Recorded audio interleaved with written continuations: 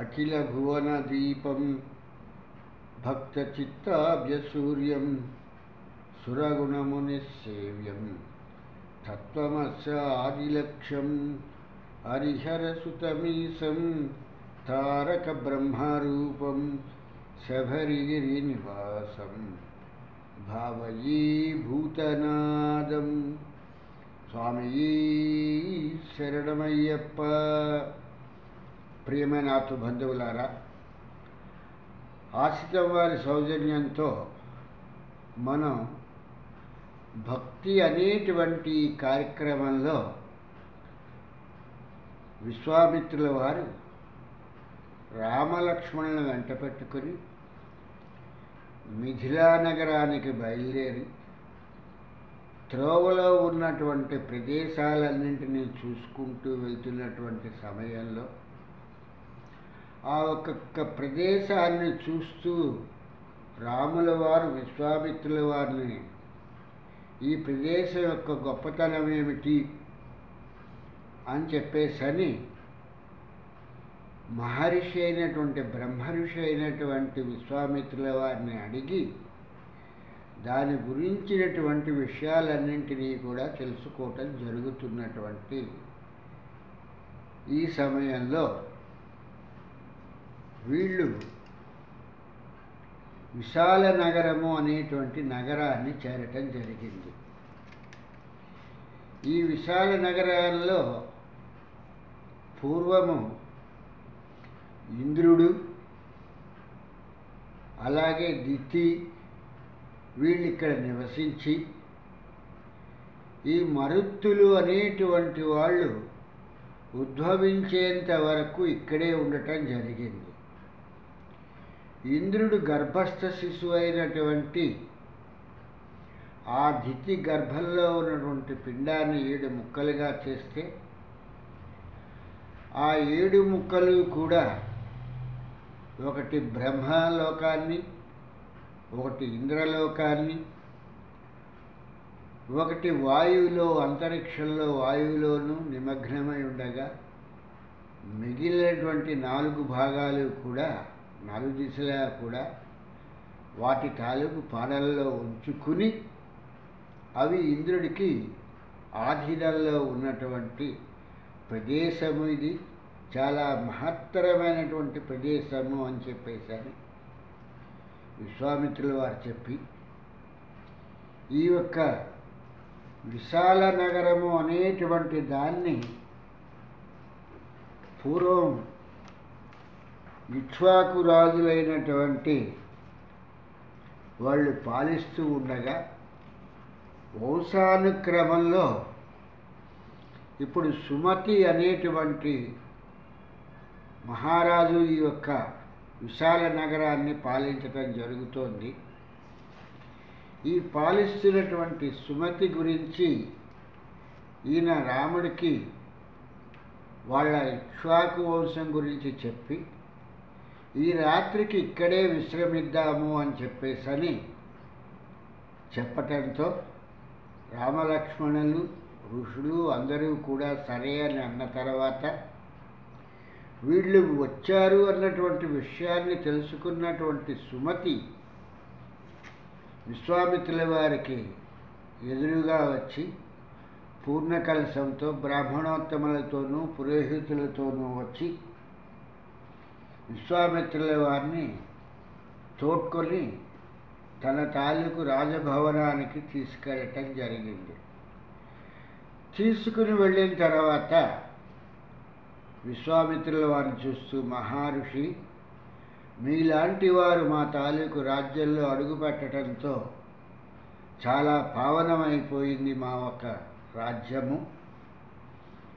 అలాగే మహాత్మా, మీరు నా అంతఃపురంలో కాలిడి నన్ను అనుగ్రహించినందుకు నేను మొత్తం అందరిలో కూడా నేను ధన్యుడనైపోయాను. కనుకన మీలాంటి మహర్షులు నాలాంటి రాజుల తాలూకు వైభవాన్ని చూచేందుకు వచ్చారు అని అంటే మేమెంత భాగ్యవంతులమో అని చెప్పి అని విశ్వామిత్రుల వారిని అడుగుతూ, మహాత్మా, వీళ్ళెవరో దేవతలలాగా వీళ్ళు కూడా కనిపిస్తున్నారు. ఈ ఇద్దరు కూడాను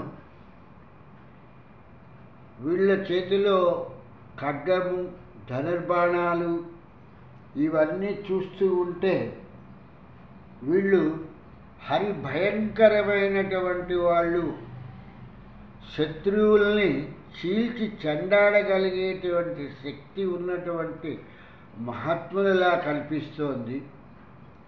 ధైర్య సాహసాల్లో చాలా గొప్పవాళ్ళలాగా ఉన్నారు. ఇప్పుడిప్పుడే వీళ్ళు యవ్వనంలోకి వస్తున్నట్లుగా వీళ్ళ తాలూకు దేహం చూస్తూ ఉంటే తెలియపరుస్తున్నటువంటి విషయము. ఇటువంటి వాళ్ళని కూడా నా భాగ్యవశమున మీతో పాటు వెంట పెట్టుకుని తీసుకువచ్చినందుకు మహాత్మా నాకు చాలా ఆనందంగా ఉంది. వీళ్ళు ఎవరు అని చెప్పేసని ఆ సుమతి ఈ యొక్క విశ్వామిత్రుల వారిని అడగటం తటస్థించింది. దానికి విశ్వామిత్రుల వారు పూసగుచ్చినట్లుగా, అంటే ఏ ఒక్క విషయాన్ని వదలకుండా ఈ యొక్క సుమతికి ఈ విషయాలన్నీ కూడా చెప్పటం జరిగింది. దశరథుడి తాలూకు పుత్రులు రామలక్ష్మణులు వీళ్ళని తీసుకుని నేను నా యజ్ఞాన్ని కాపాడటానికి గురించి అనేటువంటి దాంతో నేను వీళ్ళని తీసుకుని వచ్చాను. వీళ్ళు నా యొక్క యజ్ఞాన్ని కాపాడటానికి గురించి అని చెప్పేసని వీళ్ళు అయోధ్య నగరం నుంచి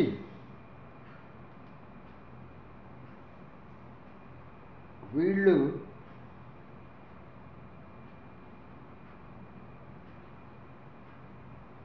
ఈ బ్రహ్మ ఆశ్రమం వరకు కూడా రావటం జరిగింది. ఈ సిద్ధాశ్రమం దగ్గర వీళ్ళు నా యజ్ఞాన్ని కాపాడటానికి తాటకి అనేటువంటి రాక్షసిని, సుబాహుడు అనేటువంటి వాళ్ళని సంహరించటం కూడా జరిగింది. వీళ్ళని తీసుకుని మిథిలానగరం వెళ్ళి, మిథిలానగరంలో మహిమాన్వితమైనటువంటి ఒక ధనస్సు ఉంది జనకుడి దగ్గర, దాన్ని చూపించటానికి తీసుకుని వెళ్తున్నాను. మార్గమధ్యంలో మీ విశాల నగరంలోకి ప్రవేశించటమైనది అనేటువంటి విషయాన్ని ఈ యొక్క విశ్వామిత్రుల వారు సుమతికి విన్నవించటం జరిగింది. ఈ సుమతి ఈ విషయాలన్నీ కూడా విన్న తర్వాత వాళ్ళకి కూడా అర్ఘ్యపాద్యాదులన్నింటినీ కూడా వసగి వాళ్ళని కూడా చక్కగా గౌరవంగా చూసి ఈ యొక్క సుమతి ఆ రాత్రి వాళ్ళని అక్కడ విడిది చేయమని చెప్పేసని వాళ్ళకి కావలసినటువంటి సౌకర్యాలన్నింటినీ కూడా కల్పించడం జరిగింది. ఆ తదుపరి ప్రాతకాలంతోనే రాముడు మేల్కొన్న తర్వాత రామలక్ష్మణులని ఋషులని తీసుకుని విశ్వామిత్రుల వారు విశాల నగరం నుంచి మిథిలా నగరానికి బయలుదేరటం జరిగింది. మిథిలా నగరానికి సమీపంలో ఒక చక్కని వనాన్ని చూస్తూ ఆ వన సంపదని చూసి చాలా ఆశ్చర్యపడుతూ రాముల వారు, మహాత్మా, ఇక్కడ ఏదో ఒక మహత్తరమైనటువంటి మహత్యం ఉన్నది. ఈ మహత్యముతో తో ఉన్నటువంటి ఆశ్రమం ఎవరిదై ఉంటుంది? ఒకప్పుడు ఇది తేజోవంతంగా విరాజిల్లి ఇప్పుడు కళావిహీనముగా ఉన్నట్లుగా తోస్తోంది. ఇందులో ఋషి సంచారం ఏమాత్రము కూడా కనిపించట్లేదు. కానీ పూర్వ వైభవంలో మాత్రము ఇది చాలా వైభవోపేతంగా ఉన్నట్లుగా కనిపిస్తోంది. కనుక ఇది ఎవరి తాలూకు ఆశ్రమము అని చెప్పేసని రాముల వారు విశ్వామిత్రుల వారిని ప్రశ్నించడం జరిగింది. ఈ మాటలు విన్నటువంటి విశ్వామిత్రుల వారు, ఓ రామ, నీవు భలే చక్కని ప్రశ్నను అడిగావు. రూప సౌందర్యవతులైనటువంటి వాళ్ళనే చూడటమే కాకుండా రూప సౌందర్యాలతో విరాజిల్లినటువంటి ఒకనాటి ఆశ్రమాన్ని చూసి నీ యొక్క తెలివితో దీన్ని గ్రహించి ఇది ఒకప్పుడు చక్కగా విరాజిల్లిన ఆశ్రమము అని చెప్పేసని అడిగావంటే దీని వృత్తాంతమంతా కూడా నీకు చెప్పవలసినటువంటి అవసరం ఉంది. కాబట్టి మనం ఇక్కడ కూర్చుని ఈ యొక్క విషయాలన్నింటినీ కూడా మనం చెప్పుకుందాము అని చెప్పేసని విశ్వామిత్రుల వారు రాముడిని, లక్ష్మణుడిని, వారితో కూడా ఉన్నటువంటి ఋషులని అందరినీ కూడా కూర్చోబెట్టుకుని ఆ ప్రదేశం గురించి చెప్పటం జరుగుతున్నటువంటి సమయం అది. పూర్వకాలంలో ఈ యొక్క ఆశ్రమాన్ని గౌతమ మహర్షి అనేటువంటి ఈ గౌతమ మహర్షి ఆశ్రమంలో నివసిస్తూ ఉండేటువంటి వాడు. ఇంద్రలోకానికి మళ్ళీ ఇది విరాజిల్లుతూ ఉన్నటువంటి సమయంలో ఒకనాడు గౌతముడు ఆశ్రమాన్ని వదిలి బయటికి వెళ్ళినటువంటి సమయంలో ఈ విషయాన్ని తెలుసుకున్నటువంటి ఇంద్రుడు గౌతముడి తాలూకు మునివేషంలో ఈయన ఈ గౌతముడి తాలూకు ఆశ్రమంలోకి ఇంద్రుడు రావటం జరిగింది. వస్తూనే హకీదేవి తాలూకు భర్త అయినటువంటి దేవేంద్రుడి గౌతముడి తాలూకు ఆకారంలో వచ్చి అహల్యతో ఇలా అన్నాడు, ఓ సుందరీమణి, కామారుతులైనటువంటి వాళ్ళకి ఋతుకాలంతో ఆ ఋతుకాలం వచ్చేంత వరకు కూడా, సమయం వచ్చేంత వరకు కూడా ఆగవలసినటువంటి పని లేదు. ఓ తరుణి, నిన్ను చూస్తే నీ సౌందర్యానికి నేను చాలా ముగ్ధుడనయ్యి నీతో ఒకసారి నేను సంభోగము చెందాలి అని చెప్పేసని అనుకుంటున్నాను అని చెప్పేసని గౌతముడి వేషములో ఉన్నటువంటి ఇంద్రుడు ఇలా మాట్లాడటం జరిగింది. అంటే కామానికి ఒక కాలం అంటూ ఉండదు. అంటే విరహం ఎప్పుడు కలుగుతుందో అప్పుడే కామాతులైనటువంటి వాళ్ళు తమ కోరికల్ని తీర్చుకుంటారు అనేటువంటి మాటల్ని గౌతముడి వేషములో ఉన్నటువంటి ఇంద్రుడు పలకటం జరిగింది. ఈ మాటలు విన్నటువంటి అహల్య ఒక్కసారిగా గౌతముడి వేషములో ఉన్నటువంటి అతన్ని తేరిపారి చూసి, పిమ్మట, అమరేంద్ర, అంత తెలివి తక్కువగా కనిపిస్తున్నానా నేను? నీవు గౌతముడి వేషములో వచ్చినంత మాత్రము చేత నిన్ను నేను గుర్తించలేనటువంటి దానినా? కనుక నిన్ను నేను అమరేంద్రుడిగా నేను గుర్తించడం జరిగింది. నీ మర్యాదను నీవు కాపాడుకొని నా మర్యాదను కాపాడుతూ నీవు ఎలా వచ్చావో అలాగే ఇక్కడి నుంచి వెళ్ళిపోవలసినది. గౌతమ మహర్షి వచ్చేటువంటి సమయం ఆసన్నమైనది. ఆయన వచ్చి నిన్ను శపించకముందే ఈ యొక్క ప్రదేశాన్ని నీవు విడిచి వెళ్ళటం ఇరువురికి కూడా క్షేమదాయకమైనటువంటి విషయము అనేటువంటి విషయాన్ని అహల్య ఇంద్రుడితో చెప్పటం జరిగింది.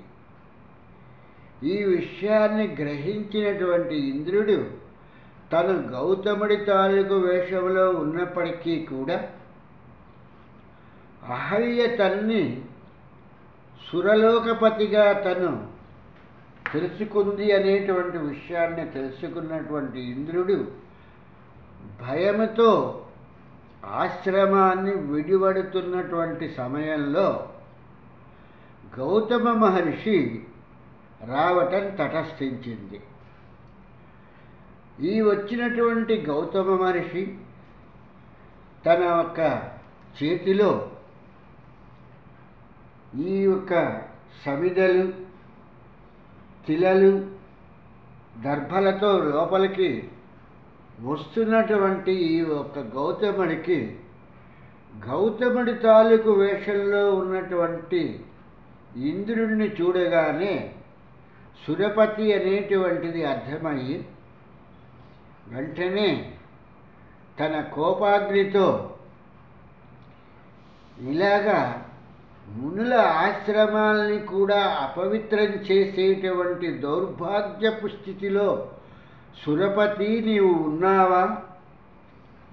ఇటువంటి నీవా సురలకి రాజువి అని చెప్పేసరి, దేవతలకి రాజువి అని చెప్పేసరి నీ వృషణములు వ్రాలి నేల మీద పడుగాక అని చెప్పేసని గౌతమ మహర్షి ఆ ఒక్క ఇంద్రుణ్ణి శపించటం జరిగింది. దీని పరమార్థం ఏంటంటే ఈ గౌతముడు శపించిన కాడి నుంచి కూడా ఇంద్రుడిలో ఉన్నటువంటి పురుషత్వము చనిపోయినది. ఆ వృషణములు ఎప్పుడైతే ఆయన నుంచి వేరుపడిపోయినాయో అతిలో పురుష శక్తి నశించిపోయినది అనేటువంటి విషయాన్ని ఇక్కడ గ్రహించవలసింది రామభద్ర.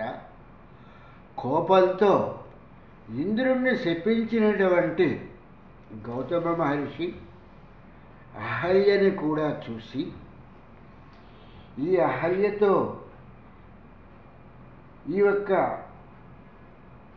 ఆశ్రమ ధర్మాల్ని నీవు గౌరవించకుండా పాడు చేశావు కాబట్టి, అంటే నా వేషంలో వచ్చినటువంటి సురపతితో నీవు మాట్లాడావు కాబట్టి నీవు ఈ యొక్క ఆశ్రమంలో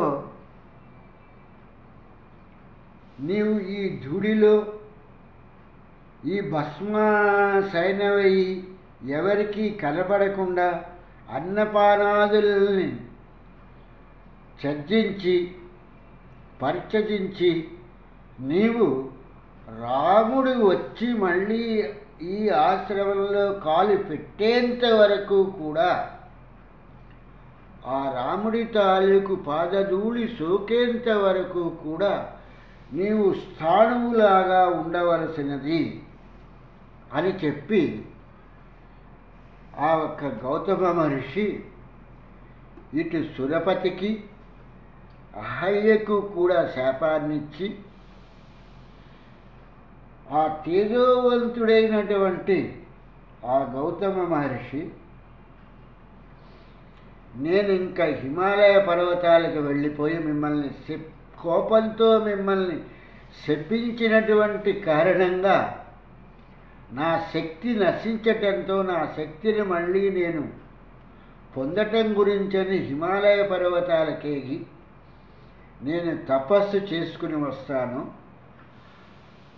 రాములు వారు వచ్చిన తర్వాత ఆయన పాదధూళి సోకిన తర్వాత అపవిత్రమైనటువంటి ఈ ఆశ్రమము మళ్ళీ పూర్వ వైభవములోకి వస్తుంది. అంతవరకు కూడా ఈ ఆశ్రమము నిర్జీవముగా జీవ పదార్థము లేనటువంటి దానిలాగా ప్రాణము లేని దేహము వలె ఉంటుంది అని చెప్పేసని గౌతమ మహర్షి శపించి అహల్యని సురపతిని శపించి వెళ్ళటం జరిగింది. కాబట్టి రామభద్ర, నీవన్నట్లుగా ఒకప్పుడు ఇది ఎంతో దేదీప్యమానముగా వెలిగినటువంటి ఈ ఒక్క ఆశ్రమము నేడు కళావిహీనమైపోయి ఏ ఒక్క మునులు ఋషులు ఎవరూ లేకుండా సంచారమే లేకుండా ఉంది ఇది.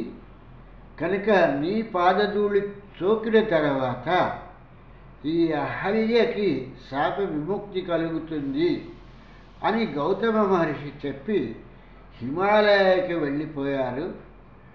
ఇప్పుడు నీవు వచ్చావు కాబట్టి ఆ గౌతమ మహర్షి హిమాలయాల నుంచి వస్తారు అని చెప్పేటువంటి విషయాన్ని చెబుతూ ఈ కథాగమనాన్ని ఇక్కడికి ఆప్ చేసి రేపు మిగిలినటువంటి కథాగమనాన్ని మళ్ళీ మనం ఇందులో ఉన్నటువంటి అంతర్భాగాలని మళ్ళీ మనం తెలుసుకుంటూ ఈ ఒక్క కథలో ఉన్నటువంటి అంతర్భాగమైనటువంటి తత్వాన్ని కూడా మనం తెలుసుకుంటూ రేపు మళ్ళీ ఈ ఒక్క కథాగమనాన్ని మళ్ళీ మనం పునఃప్రారంభించుకుందాము.